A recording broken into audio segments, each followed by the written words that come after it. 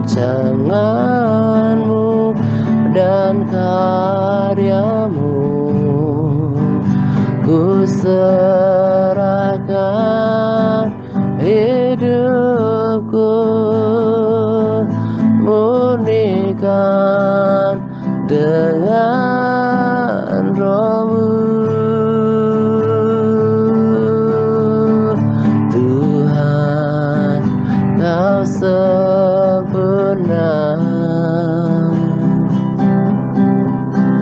dalam rencana-Mu dan karya-Mu. Ku serahkan hidupku, murnikan dengan Roh-Mu. Hidupku menggenapi firman-Mu, tanda mujizat sertai tiap langkahku. Kau bersamaku di dalamku, jadi bukti kebesaran-Mu.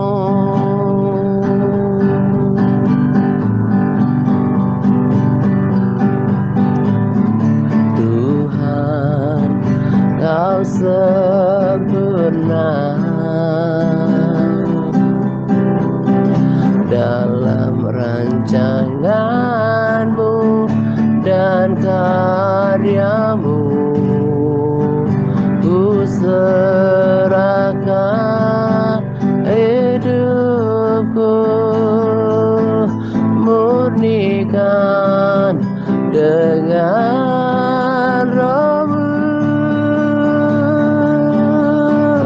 Hidupku menggenapi firman-Mu, tanda mujizat sertai tiap langkahku. Kau bersamaku di dalamku, jadi bukti kebesaran-Mu. Hidupku menggenapi firman-Mu, tanda mujizat sertai tiap langkahku. Kau bersamaku di dalamku, jadi bukti kebesaran-Mu. Hidupku menggenapi firman-Mu, tanda mujizat sertai tiap langkahku. Kau bersamaku di dalamku, jadi bukti kesetiaan-Mu. Kau bersamaku di dalamku, jadi bukti kebaikan-Mu. Kau bersamaku di dalamku, jadi bukti kesetiaan-Mu.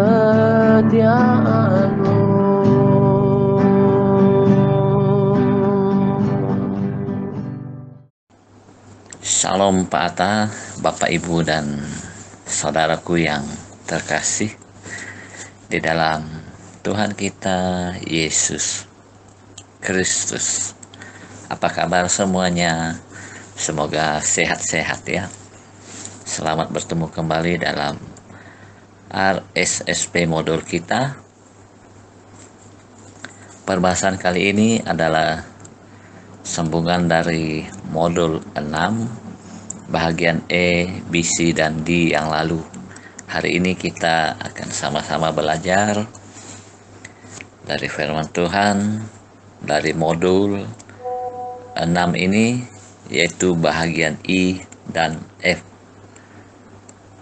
yaitu bahagian yang terakhir dari modul 6, perihal tentang kekudusan perkataan. Yuk, mari kita mulai dari bahagian I, dasar-dasar dari firman Tuhan. Yang pertama,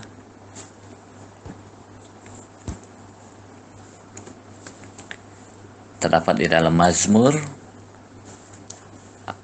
pasal yang ke-63 ayat yang ke-11b, yang berkata demikian: karena mulut orang-orang yang mengatakan dusta akan disumbat. Demikian ayat firman Tuhan yang pertama. Saudaraku, kalau kita baca di awal ayat-ayat dalam Mazmur pasal yang ke-63 ini, terutama dari ayat 6 sampai yang ke-9, di sana mengisahkan tentang seruan, kerinduan hati si pemazmur, yaitu Raja Daud sendiri. Di sini Raja Daud mengungkapkan pengalaman-pengalaman hidupnya dalam ataupun semasa menikmati keselamatan atau pertolongan yang dari Allah. Pada bagian pertama ini, Raja Daud bertekad atau akan memegahkan Tuhan. Hatinya itu meluap dengan hati yang penuh, bersorak-sorai dan memuji-muji Allah yang adalah sumber pengharapannya itu. Itu bagaikan gayung bersambut. Iman kepada Tuhan tidak sia-sia, saudaraku. Itu sebabnya di bahagian ketiga ayat 10 sampai yang ke-11, dengan tegas Raja Daud melihat atau mengungkapkan tentang hukuman-hukuman kepada orang-orang yang mengikhtiarkan kecelakaannya.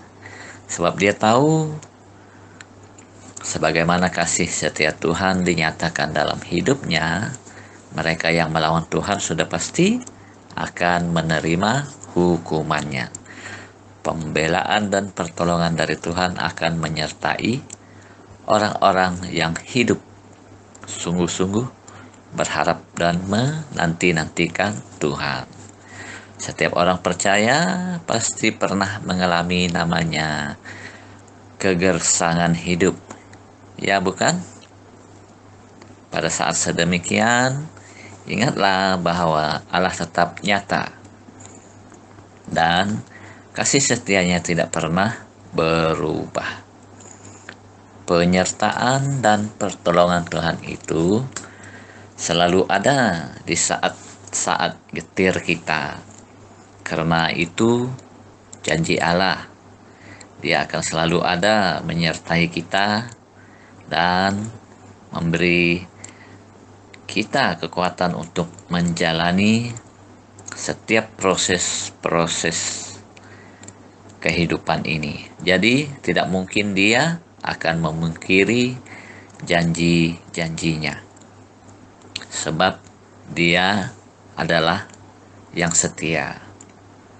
Tanamkanlah kesadaran mendalam bahwa Allah bukan hanya pelepas dahaga jiwa saya dan saudara. Ia juga mendengar seruan-seruan doa kita. Oleh itu, saudaraku dan Bapak Ibu terkasih, bahagian kita adalah hidup menghindari dosa.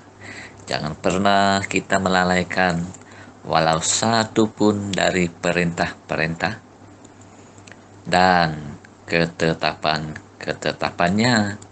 Karena kalau dari ke-10 hukum,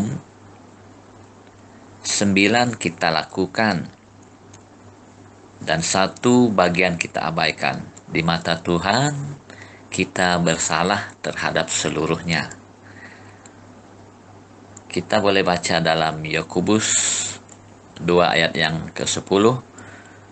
Ini juga ayat dari modul kita, yaitu tentang ketaatan total, yang berkata demikian. Sebab barang siapa menuruti seluruh hukum itu, tetapi mengabaikan 1 bagian daripadanya, ia bersalah terhadap seluruhnya. Nah, kesimpulan dari penegasan dari ayat firman Tuhan ini adalah supaya saya dan saudara menghindari mulut dusta, perkataan-perkataan yang tidak benar. Karena semua yang kita ucapkan akan dipertanggungjawabkan atas kita di hari penghakiman nanti. Baik itu baik atau jahat, atau ucapan-ucapan dusta. Saudara, sama-sama kita menjaga mulut kita supaya hukuman Allah tidak tertimpa atas kita. Teks kedua dari bagian I, Wahyu 21 ayat 8, yang berbunyi demikian. Tetapi orang-orang penakut, orang-orang yang tidak percaya, orang-orang keji, orang-orang pembunuh, orang-orang sundal, tukang-tukang sihir, penyembah-penyembah berhala, dan semua pendusta. Di sini lagi ditekankan semua pendusta. Mereka akan mendapat bagian mereka di dalam lautan yang menyala-nyala oleh api dan belerang. Inilah kematian yang kedua. Nah, kita perhatikan perikop yang terakhir tentang akhir hidup seorang pendusta atau pembohong. Kematian yang mengerikan, saudaraku, di dalam lautan api yang menyala-nyala. Jadi adalah menjadi tanggung jawab saya dan saudara untuk menjaga kekudusan hidup kita ini. Bukan hanya sekedar mentaati hukum-hukum, perintah-perintahnya, atau janji-janjinya yang baik sahaja, tetapi berjuanglah untuk melakukan atau mentaati seluruhnya. Ya, memang tidak mudah. Itu butuh proses, saudaraku.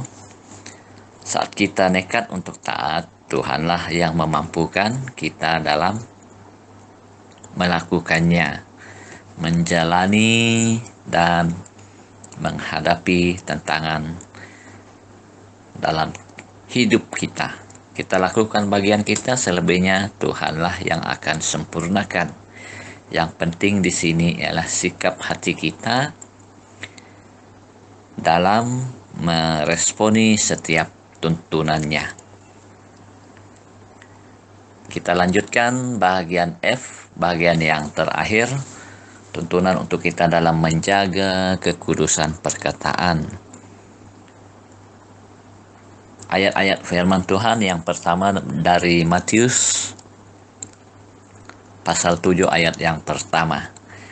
Jangan kamu menghakimi, supaya kamu tidak dihakimi. Ini perkataan Tuhan Yesus sendiri, saudaraku. Dia mengingatkan, mengajarkan bagaimana seharusnya kita dalam menjaga perilaku-perilaku kita, terutama terhadap sesama kita manusia dan keluarga seiman. Ungkapan-ungkapannya ini, kalau kita ikut konteks ayat sebelumnya, Tuhan Yesus sedang menemplak dan menegur para ahli Taurat dan orang-orang Farisi yang sangat kaku dan keras kepala, sok tahu, sok berkuasa, dan yang bersikap angkuh. Karena mereka beranggapan bahwa merekalah orang-orang yang maha tahu dalam segala hal soal-soal hukum Taurat. Malah mereka cenderung suka mengutuk atau menghakimi orang lain yang kononnya tidak tahu hukum-hukum Taurat seperti mereka. Mereka suka membenarkan diri sendiri tanpa memahami arti sebenar maksud dari hukum-hukum yang tertulis di dalam kitab Taurat itu sendiri. Mereka cenderung untuk mengukur hukum-hukum yang ada kepada orang lain, tetapi tidak kepada diri mereka sendiri. Nah, berbalik kepada peringatan Tuhan Yesus agar kita jangan saling menghakimi. Ayat yang pertama tadi, dalam hidup kita seharian memang tidak dinafikan ada orang-orang yang memang ditugas atau pekerjaannya dia bekerja menerima upah untuk menghakimi dan dalam menegakkan hukum-hukum, terutamanya dalam pemerintah. Misalnya para hakim, otoritas tertentu, ketua-ketua jabatan, dan hamba-hamba Tuhan. Kita tidak boleh sesuka hati atau ikut suka gue gitu. Karena menghakimi sesama itu tidaklah baik. Itu jelas dari teks seperti yang Yesus katakan kepada ahli-ahli Taurat dan orang Farisi itu. Untuk saya dan saudara, kita tarik pelajaran dari apa yang Tuhan Yesus sampaikan buat mereka. Itu juga berlaku kepada saya dan saudara, supaya kita waspada dan jangan saling suka menghakimi. Karena hanya satu hakim yang kita percaya dan yakini, yaitu Tuhan Yesus sendiri. Dialah yang punya hak untuk menghakimi. Tugas kita hanya taat kepada ketetapannya. Cukup, titik. Selebihnya kita doakan aja orang-orang. Bila kita rasa saat kita diperlakukan dengan tidak adil, misalnya dalam lingkungan pekerjaan dan dalam kehidupan kita sehari-hari, Yesus meskipun tidak memperlakukan dirinya sendiri sebagai hakim, dia datang bukan untuk mengambil alih tugas para hakim-hakim dunia dan hamba-hamba Tuhan untuk menghakimi. Tetapi hakikatnya kan, oleh dialah para raja itu dapat kuasa untuk memerintah, memegang jabatan-jabatan penting dalam pemerintah sesebuah negara. Maksudnya di sini adalah larangan untuk menghakimi ini ditujukan kepada orang perorangan dan secara pribadi, kepada murid-muridnya juga yang kelak akan duduk di atas takhta dan menghakimi ke-12 keturunan orang Israel, termasuk orang-orang percaya dan orang-orang munafik di hari penghakiman nanti. Kita perhatikan lagi larangan Tuhan Yesus, supaya saya dan saudara tidak saling menghakimi. Tetapi sebaliknya yang harus kita perhatikan ialah diri kita. Bagaimana perbuatan kita sendiri, apakah benar kita di hadapan Allah? Ini yang harus kita kerjakan. Bukannya sibuk menuding kesalahan-kesalahan saudara kita, menghakimi mereka dengan cara kita yang belum tentu benar. Janganlah kita bersikap sok berkuasa atas orang lain pula, karena kita sendiri juga tidak ingin mereka bersikap demikian terhadap diri kita. Karena penghakiman itu bukan hak kita. Pedoman atau pelajaran yang kita harus pegang adalah supaya kita saling tunduk. Maksudnya merendahkan diri seorang kepada yang lain, mendahului saudara kita dari kepentingan diri kita sendiri. Sebab ada firman yang mengatakan bahwa janganlah banyak orang mau menjadi guru. Itu boleh kita rujuk dalam Yakobus 3 ayat yang pertama. Janganlah kita mendudukkan atau menempatkan diri kita di kerusi penghakiman dan menjadikan perkataan kita sebagai hukum bagi hidup orang lain. Janganlah kita menghakimi saudara kita, artinya kita tidak boleh memfitnah dia. Begitulah yang dijelaskan dalam Yakobus 4 ayat yang ke-11.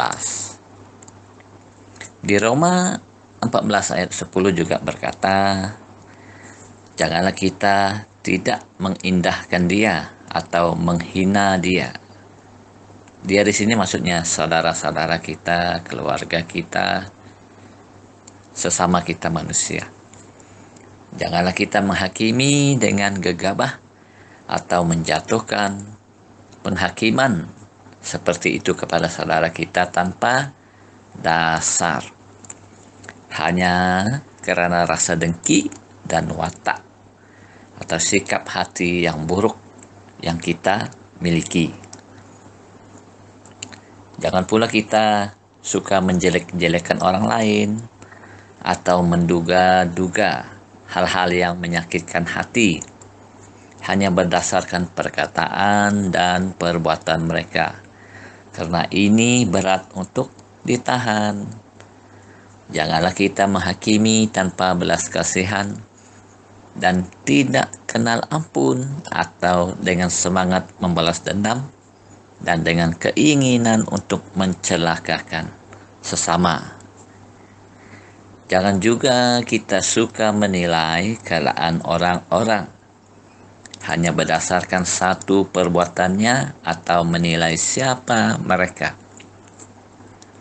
berdasarkan pendapat pribadi kita sendiri mengenai diri mereka.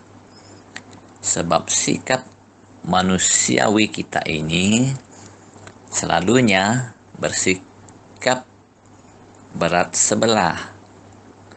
Janganlah kita menghakimi hati orang lain ataupun niat-niat mereka, sebab Allah lah yang mempunyai hak istimewa untuk menguji hati, dan kita tidak boleh mengambil atau menduduki posisi Allah di taktanya.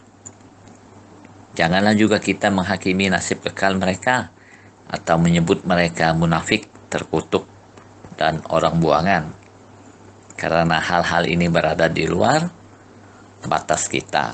Saudara, apakah hak kita untuk menghakimi hamba orang lain sedemikian rupa? Ini soalan kita jawab dalam hati kita masing-masing. Yang harus atau patut kita kerjakan adalah sepatutnya kita nasihati dia dan bantulah dia, bukan menghakiminya, menjelek-jelekkan dia serta menuduhnya dengan 1000 alasan semata-mata untuk membenarkan diri kita sendiri. Ayat firman yang seterusnya, Yakobus 4 ayat yang ke-11, yang berkata demikian, saudara-saudaraku, janganlah kamu saling memfitnah Barang siapa memfitnah saudaranya atau menghakiminya, ia mencela hukum dan menghakiminya. Dan jika engkau menghakimi hukum, maka engkau bukanlah penurut hukum, tetapi hakimnya. Dalam bahagian atau ayat ini, apa yang kita pelajari? Yang pertama, kita diperingatkan terhadap dosa memfitnah. Saudaraku, janganlah kamu saling memfitnah. Itu ayat yang ke-11 tadi. Memfitnah itu berarti berbicara apa saja yang dapat menyakiti atau melukai orang lain.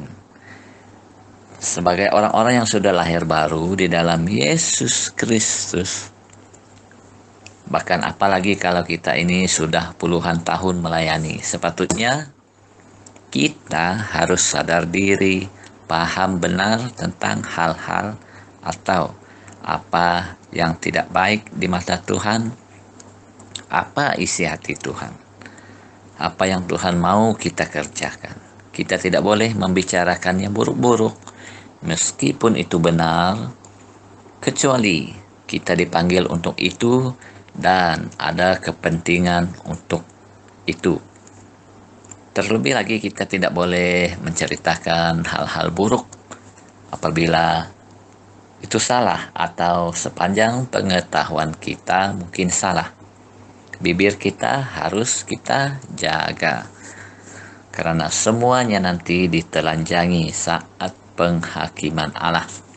Hal inilah yang dijadikan atau dikatakan oleh Raja Salomo dalam mengungkapkan dari tabiat-tabiat istri yang cakap, bahwa ia membuka mulutnya dengan hikmat, pengajaran yang lemah lembut ada di lidahnya. Itu terdapat dalam Amsal 31 ayat yang ke-26. Begitulah dengan saya dan saudara, haruslah menjadi bagian atau praktek hidup dari setiap kita sebagai orang Kristen yang sejati, bukannya hidup untuk saling memfitnah. Hal yang kedua, kita ini semua bersaudara di dalam Yesus Kristus. Kita semua diciptakan segambar dengan Allah. Maknanya saudara dengan Allah yang hidup. Maknanya kita ini diciptakan serupa dan segambar dengan Allah. Penekanan yang coba disampaikan oleh Yakobus di sini memiliki dasarnya. Karena orang-orang Kristen itu bersaudara, maka kita ini sepatutnya tidak boleh mencemarkan atau menjelek-jelekkan satu sama yang lain. Tetapi kita ini dituntut supaya peka terhadap nama baik saudara-saudara kita. Apabila kita tidak bisa membicarakan apa yang baik, lebih baik kita menutup mulut daripada mengatakan hal-hal yang jelek, keliru, dan yang buruk tentang sesama. Janganlah juga kita ini antara orang-orang yang suka untuk menyebarkan kesalahan-kesalahan orang lain, membocorkan hal-hal yang rahasia, sekedar hanya untuk menyingkapkannya di depan umum. Juga jangan suka melebih-lebihkan kesalahan mereka yang sudah diketahui, yaitu melebihi apa yang sebenarnya yang mereka lakukan. Dan yang paling buruk dari semuanya, kita ini janganlah pula suka mengarang-arang cerita palsu, menyebarkan fitnah-fitnah palsu tentang orang lain yang sama sekali tidak benar. Bukankah semua ini akan menimbulkan kebencian dan murka Allah akan kita? Nah, kita jawab sendiri ya, dalam hati kita masing-masing. Hal yang ketiga, karena memfitnah itu berarti kita sebenarnya menghakimi hukum. Barang siapa memfitnah saudaranya atau menghakiminya, ia mencela hukum dan menghakiminya. Hukum Musa mengatakan, janganlah engkau pergi kian kemari menyebarkan fitnah di antara orang-orang sebangsamu. Kita baca dalam Imamat 19 ayat 16. Manakala teks bacaan tadi dalam Matius 7 ayat yang pertama, menurut hukum Kristus mengatakan, jangan kamu menghakimi supaya kamu tidak dihakimi.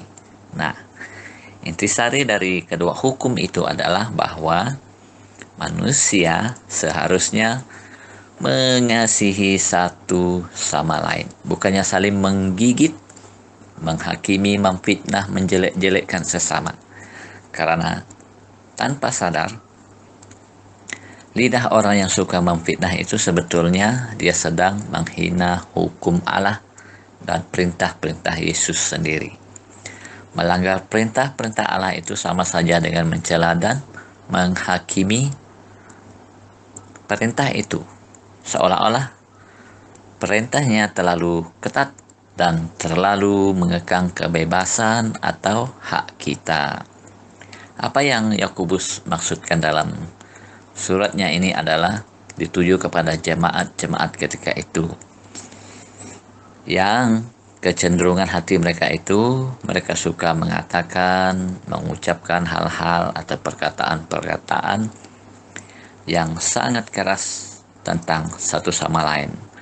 Oleh karena perbedaan-perbedaan di antara mereka mengenai masalah-masalah sepele, seperti kebiasaan memakan daging dan menganggap penting hari-hari tertentu seperti yang terlihat dari Roma 14. Nah, tegas dari penekanan Yakobus di sini, orang yang mencela dan mengutuk saudaranya karena tidak setuju dengan dia dalam hal-hal yang oleh hukum Allah dibiarkan begitu saja, berarti mencela dan mengutuk hukum Allah itu, seolah-olah hukuman Allah itu tidak berlaku. Yang mereka kerjakan adalah keinginan-keinginan daging mereka untuk memuaskannya. Orang-orang yang suka bertengkar dengan saudaranya dan mengecamnya karena apa saja yang tidak ditentukan dalam firman Allah, berarti mereka sedang merendah-rendahkan firman Allah, seolah-olah firman Allah bukan peraturan yang sempurna. Yuk, mari saudara, berhati-hatilah supaya kita tidak menghakimi hukum itu, sebab hukum Tuhan itu sempurna. Jika orang melanggar hukum, biarlah hukum itu menghakiminya. Jika ia tidak melanggarnya, janganlah kita menghakimi dia. Memfitnah adalah kejahatan yang keji. Karena dengan memfitnah itu berarti kita lupa akan tempat kita. Siapa kita? Kita seharusnya menjadi pelaku firman, pelaku hukum. Kita memfitnah itu juga berarti kita ini sedang menempatkan diri kita di atas hukum, seolah-olah kita menjadi hakim atasnya. Sebagai kesimpulannya, Bapak Ibu, ingatlah bahwa orang-orang yang bersalah atas dosa yang diperingatkan dalam surat Yakobus ini bukanlah penurut atau pelaku hukum atau firman Tuhan, tetapi bertindak menjadi hakim atas hukum itu. Ini sangat-sangat memprihatinkan.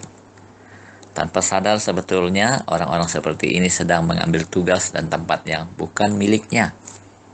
Dan sudah pasti ia akan dihukum Allah dalam penderitaan kelak atas kelancangannya itu. Realitinya, orang-orang yang suka menghakimi hukum adalah orang-orang yang paling gagal dalam prakteknya. Itu yang kita harus waspada agar hidup saya dan saudara tidaklah demikian.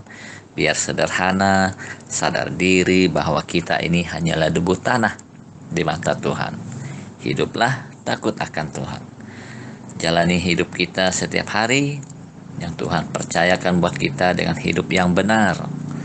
Belajarlah dari masa-masa lalu yang Tuhan izinkan kita alami agar menjadi pedoman untuk menjalani hidup hari ini dan ke depan. Demikianlah firman Tuhan. Maaf kalau ada yang kurang, bahasa yang tidak tepat dan penyampaian yang kurang jelas. Itu dari saya. Saya juga dalam proses belajar seperti saudara. Selamat melayani, jaga hati, hiduplah kudus, hidup damai dengan semua orang. Tuhan Yesus memberkati kita senantiasa. Amin. Ini aku percaya, tiada yang mustahil bagimu. Kuasamu kuatkanku, dasarku berharap.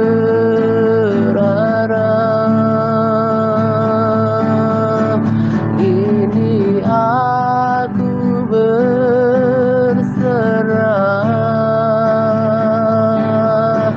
pada rancangan-Mu bagiku. Ku ikuti panggilan-Mu,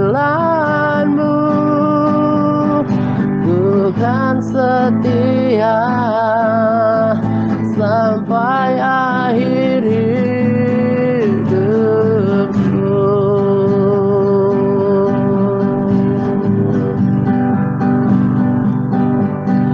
Kini aku percaya,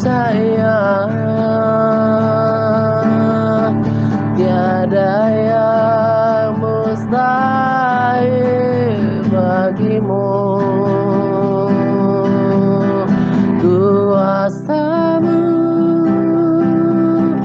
kuatkanku, dasarku berharap.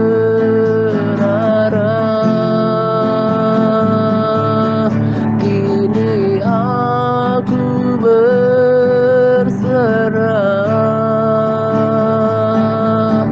pada rancangan-Mu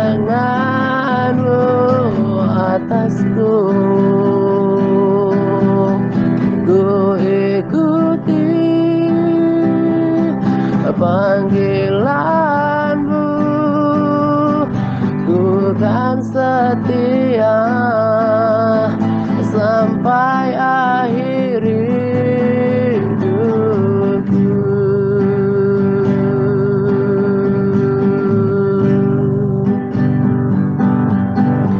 Ini aku percaya, tiada yang mustahil bagimu. Kuasa-Mu kuatkanku, dasarku berharap.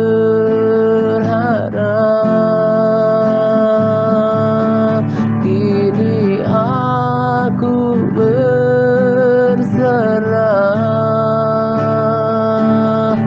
pada panggilan-Mu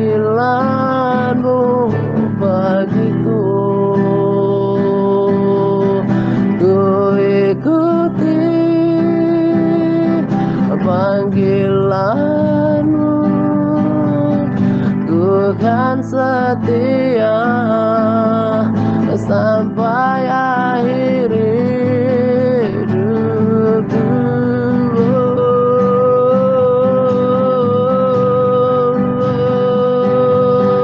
Kini aku percaya, amin, tiada yang mustahil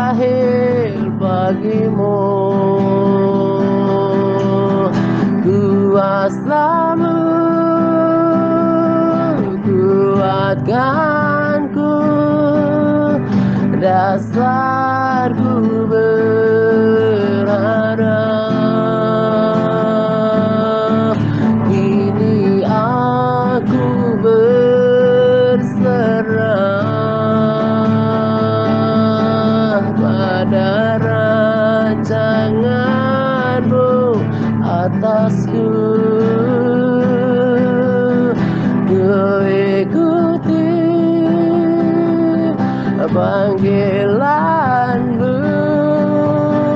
ku kan setia sampai akhir hidupku. Ku kan setia sampai akhir hidupku.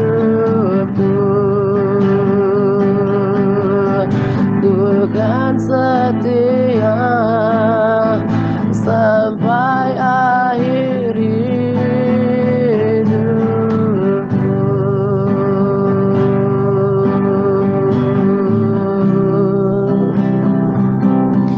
Sampai akhir hidupku, sampai akhir pertandingan Tuhan, aku mau setia.